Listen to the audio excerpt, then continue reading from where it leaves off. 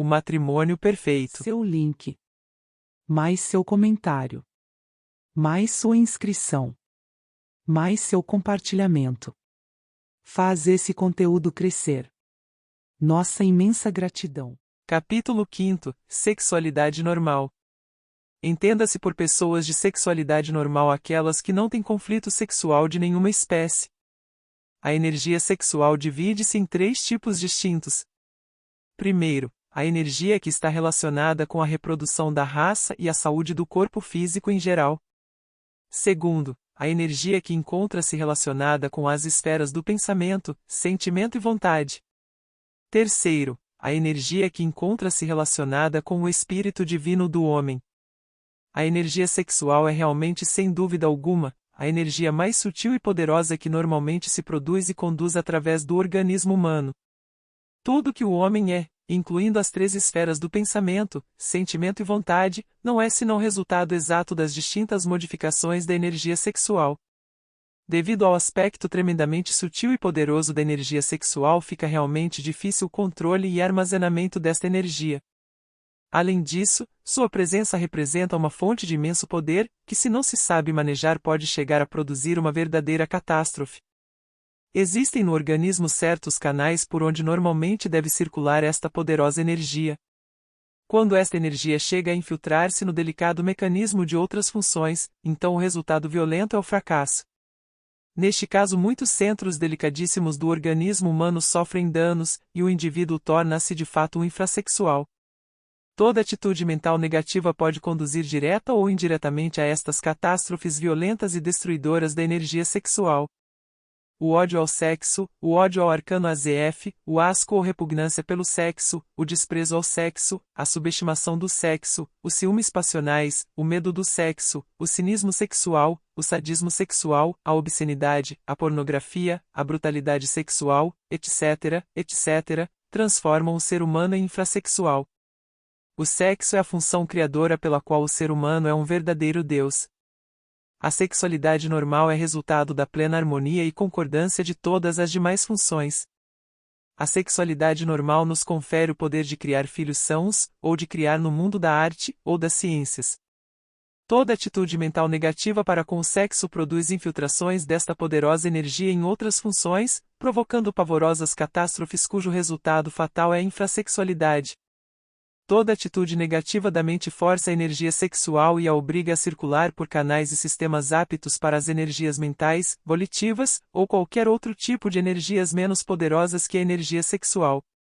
O resultado é fatal porque esse tipo de canais e sistemas, não podendo resistir à tremenda voltagem da energia poderosíssima do sexo, esquentam-se e fundem-se como um cabo muito pequeno e fino quando passa por ele uma corrente elétrica de alta tensão.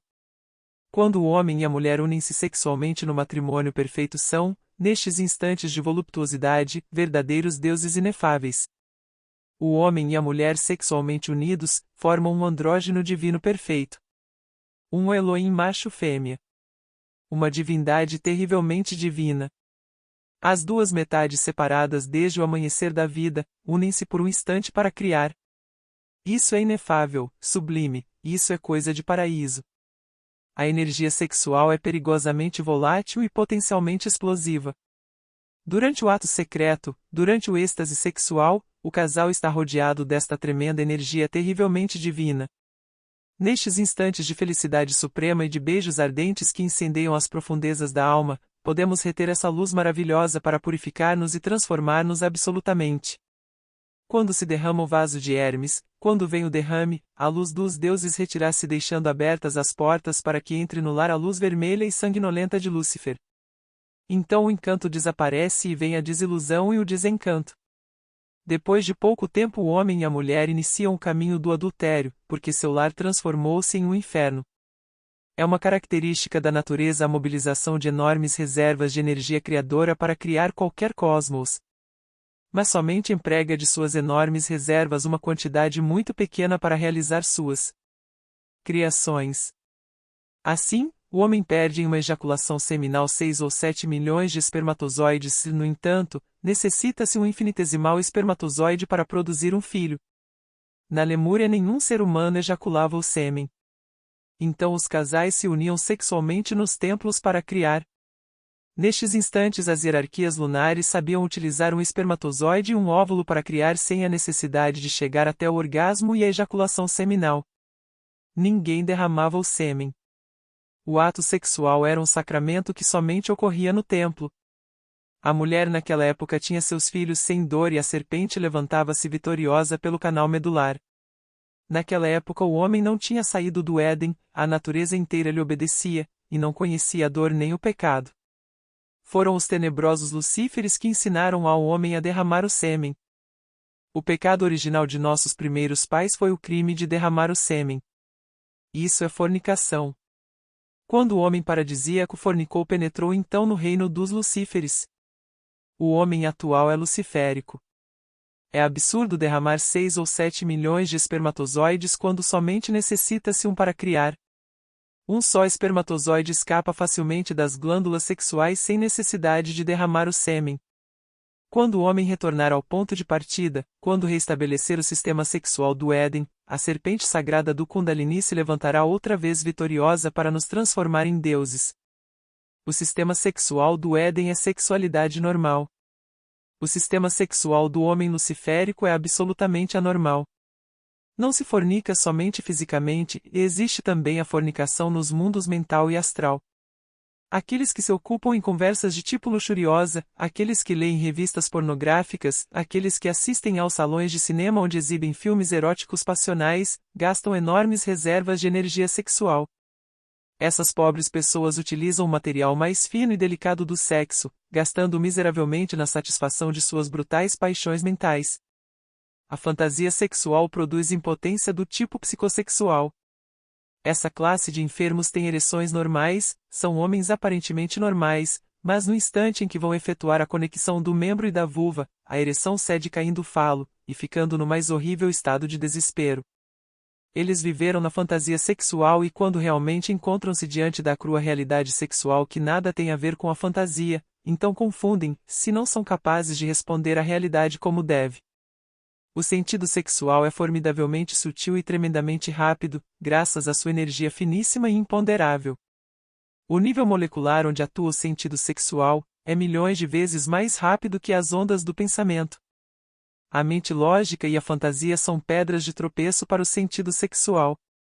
Quando a mente lógica com todos seus raciocínios, ou quando a fantasia sexual com todas suas ilusões eróticas quer controlar o sentido sexual ou prendê-lo dentro de suas ilusões, então é destruído fatalmente. A mente lógica e a fantasia sexual destroem o sentido sexual quando tentam colocá-lo a seu serviço. A impotência psicossexual é a tragédia mais espantosa que pode afligir aos homens e às mulheres fanáticas ou às pessoas de tipo puramente racional. A luta de muitos monges, monjas, anacoretas, pseudo-yogis, etc., etc., para engarrafar o sexo entre seu fanatismo religioso, para confiná-lo no cárcere de suas penitências, para amordaçá-lo e esterilizá-lo, para proibir-lhe toda manifestação criadora, etc., etc., transforma o fanático em um escravo de suas próprias paixões, em um escravo do sexo incapaz de pensar em outra coisa que não seja o sexo. Estes são os fanáticos do sexo. Os degenerados da infrassexualidade. Estas pessoas se descarregam todas as noites com poluções noturnas repugnantes, ou contraem vícios homossexuais ou masturbam-se miseravelmente. Querer enclausurar o sexo é como querer engarrafar o sol.